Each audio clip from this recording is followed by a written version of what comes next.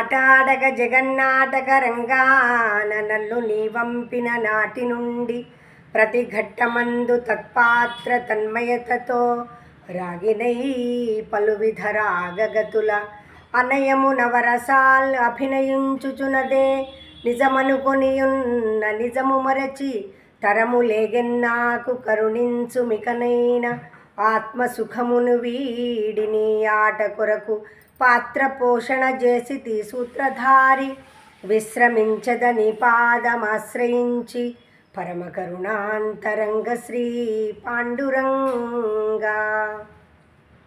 ఈ పద్యం పాండురంగ క్షేత్ర వ్యవస్థాపకులైనటువంటి శ్రీ భావానంద స్వామి వారి పూర్వాశ్రమ పుత్రుడైనటువంటి అప్పాల విశ్వనాథ గురుదేవులు గారు రచించినటువంటి అద్భుతమైన పాండురంగ శతకంలోని పద్యం. వారు సంస్కృత ఆంధ్రములందు అనేక రచనలు చేసి మనకు అందించడం జరిగింది. అందులోని పద్యాన్నే నేను ఇప్పుడు మీకు ముందు ఆలపించాను.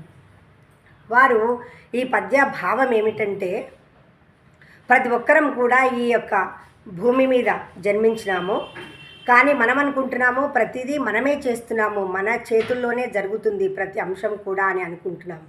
కానీ అన్నీ కూడా ఆ భగవంతుని నిర్ణయం ప్రకారమే జరుగుతున్నాయి. ఆ స్వామి మనల్ని పంపించినప్పుడే మనల్ని నటులుగా చేసి ఈ రంగస్థలంపై పంపినాడు ఈ భూమి మీదకి. మనం ఏమనుకుంటున్నాము, ఇక్కడికి వచ్చినాక మనమే నిజమైన నటులము, ఇదంతా మనమే నిజమైనటువంటి కార్యాలను సాధిస్తున్నాము అని అనుకుంటున్నాము. కానీ అందుకే గురువుగారు ఏం చెప్పినారు అందులో అంటే, ఆటాడగ జగన్నాటక రంగాన నన్ను నీ పంపిన నాటి నుండి, అంటే ఏ రోజైతే నువ్వు నన్ను ఇక్కడికి పంపినావో ఆ రోజు నుంచి నీ ఆట కొరకు నేను పాత్ర పోషణ చేసి ఈ పాత్రను ధరించి నడిపిస్తూ ఉన్నాను. కానీ అదే నిజమనుకొని నడిపిస్తున్నానే, కానీ నీ ఆటలో నేను ఒక పాత్రుడిననే విషయాన్ని మరిచిపోతున్నాను.